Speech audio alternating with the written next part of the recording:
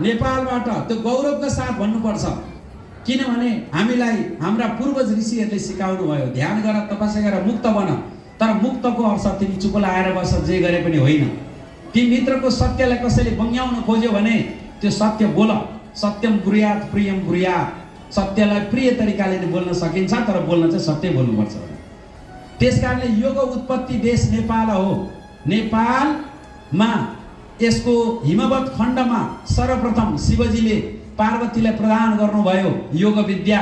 पार्वती प्रकृति शक्ति, शिव पुरुष शक्ति, अस्तित्वको शक्ति। त्यो प्रदान गरेको कहाँ? हिमवत खण्डमा। हिमवत खण्ड कहाँ छ?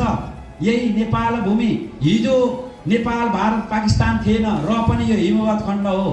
यहाँ हिमालहरूको नजिकको खण्ड र अहिले पनि हिमवत खण्ड। त्यो भूमिमा उत्पत्ति भयो योग विद्या। त्यसैमा ध्यान विद्या, तन्त्र, लय, मन्त्र यो नेपालबाट त्यो गौरवका साथ भन्नुपर्छ।